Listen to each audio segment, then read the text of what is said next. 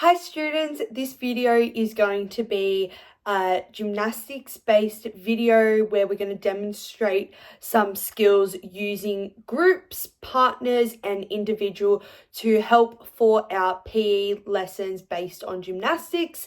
This video will be a good learning resources for in class and for your homework. To start off students, we're going to start off with some warm-up activities. This can be done in pairs or groups, so there will be an example of both coming up now.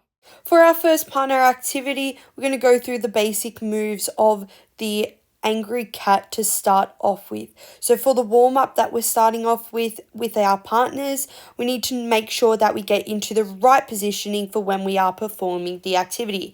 This movement here is the angry cat. For the angry cat, we need to make sure chin is tucked, hands are underneath shoulders, we have round shoulders and our hips are under our knees. We'll also need to know our bear crawl position. So we're going to go into the balls of our feet, make sure that our knees are elevated off the floor but still maintain that angry cat position as well. So for this warm-up activity, you will need a hula hoop. Both you and your partner are going to come into the hoop, making sure we're starting off with that bear crawl position. As we can see in this angry cat position, the left student is in the correct position. However, the right student needs to have her shoulders more rounded. From here are going into the bear crawl position, so making sure knees are elevated, they're also under the hips, on the balls of our feet. Left student needs to have her shoulders more forward and we're having a flat spine. The goal of this game is to stay in the hula hoop and you're trying to touch your opponent's knees while maintaining into that bear crawl position. The student with the highest points is the winner. Okay, so for our group warm-up, we're going to get back into that angry cat position. So making sure hands and feet are on the ground. We have those rounded shoulders, hands are underneath our shoulders, and our knees are underneath our hips. Partner activity, we are now going to get into the reverse angry cat position. So now we're on our back, still making sure our hands are underneath our shoulders, our chin is tucked, our knees are over our hips, and our spine is planted into the floor. Partner activity, we will need a small ball. So one partner is going to get onto the floor into a normal angry cat position and the other is going to go into that reverse angry cat position. So watching these students, one is in that angry cat, the other is going to lay on the back of that angry cat's spine and go into that angry cat reverse angry cat position. With the ball, you're going to try and throw it up with that partner on the ground up into the hands of the person into that reverse angry cat position.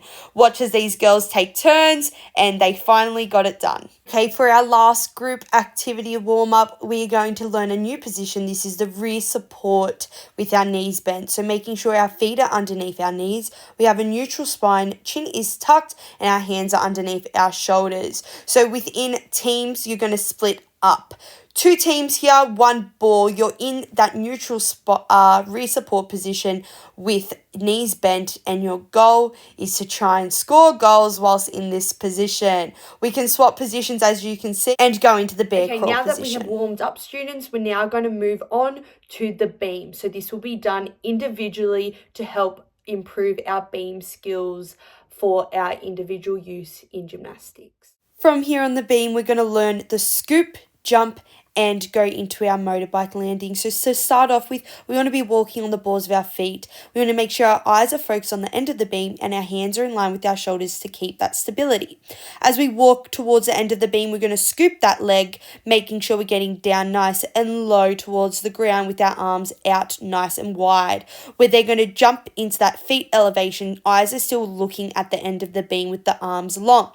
When we approach the end, we're then going to get into that dish position, then land into the motorbike. So the dish legs are together, shoulders are slightly rounded like the angry cat, and then when we are landing, knees are bent, eyes forwards, and hands in line with our shoulders.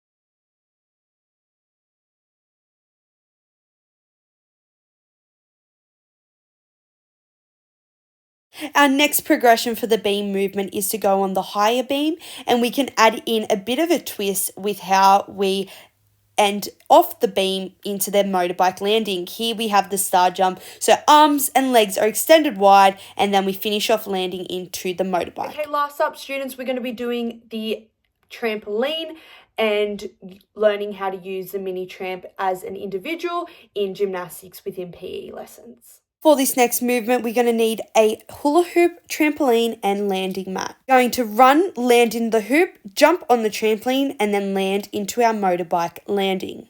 Correct positioning, one foot is going to land into the hoop.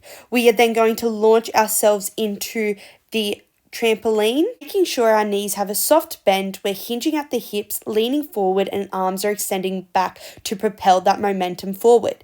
We're then going to go into that dish positioning we were when we were jumping off the beam, making sure legs and feet are together, our arms are connected by our ears, and they're extended as we approach that motorbike landing, where our eyes are forward. We have that soft bend in the knees, making sure that our arms are extended and our hands stay in line with our shoulders like we did with the beam.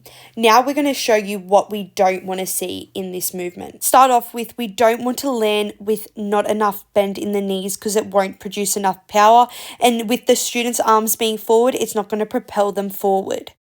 The student is in the correct arm positioning, however, the knees are still bent and the heels are to the bum, not in that appropriate dish position. With the landing, there is no motorbike landing, meaning the arms aren't up, the knees need more bend in them and more hinge in the hips. Here is the correct movement again.